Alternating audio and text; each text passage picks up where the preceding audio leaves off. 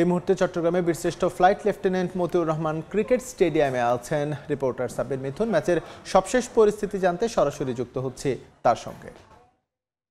পার করছে বাংলাদেশ, কারণ দীর্ঘ ৩ বছর পরে উদ্বোধনী জুটিতে প্রথমবারের মতন ১০০ রান পার করেছে বাংলাদেশ। শেষবার ২০২২ সালে এই চট্টগ্রামেই বাংলাদেশ উদ্বোধনী জুটিতে ১০০+ রান করেছিল, সেটা ছিল ভারতের বিপক্ষে।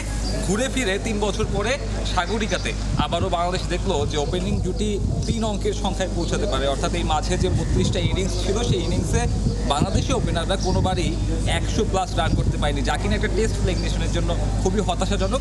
সেই সাথে বাংলাদেশের টপ অর্ডারের যে পারফরমেন্স সাম্প্রতিক সময়ে তার যে দৈন্যদশা সেটাও কিন্তু খুব স্পষ্ট করে।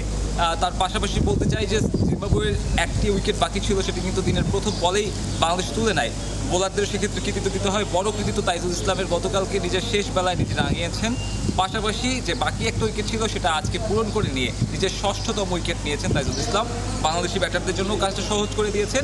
পাশাপাশি এনামুল হক বিজয়, যিনি কিনা লম্বা সময় পর অর্থাৎ ১০০০ দিনেরও বেশি সময় পরে ন্যাশনাল টিমের হয়ে লঙ্গার ভার্সনে খেলতে নেমেছে, এনামুল বিজয় কিন্তু শুরুতে কিছুটা নড়বড়ে থাকলেও সময়ের সঙ্গে মানিয়ে নিয়েছেন। একটা যে চাপ তার উপর কাজ করছে সেটাও আসলে বোঝা যাচ্ছিল, কারণ একটা লম্বা সময় পর একটা ব্যাটসম্যানকে যখন ডাকা হয়, একটা টেস্টে তাকে দেখা হয়, তখন কিন্তু একটা ব্যাক অফ দ্য মাইন্ডের চাপ থাকে। পাশাপাশি সাদমান ইসলামও রান খরায় ভুগছিলেন, তবে তার আজকে একটা 50 তার জন্য যেমন স্বস্তি, বাংলাদেশ দলের জন্য স্বস্তি। তবে সব কিছু ছাপিয়ে আজকে আমি এখানে টিকিট ইস্যু নিয়ে একটু কথা বলতে চাই। বিসিবি ঘোষিত, গতকালকে বলা হয়েছিল এখানে স্কুল শিক্ষার্থীরা বিনামূল্যে প্রবেশ করতে পারবে, যে সিদ্ধান্ত আসলে সিলেট টেস্টেও নেওয়ার কথা অনেকে বলেছিলেন, সোশ্যাল মিডিয়াতে আমরা দেখেছিলাম। তবে সেই সিদ্ধান্ত নেওয়ার পরে কিন্তু বিভ্রান্ত বেড়েছে।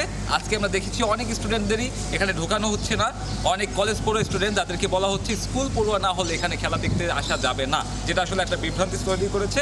আমরা অনেককে দেখেছি ক্ষোভও প্রকাশ করতে। আমার কাছে সাগরিকা থেকে এখন পর্যন্ত টেস্ট দিয়ে এই ছিল সবশেষ।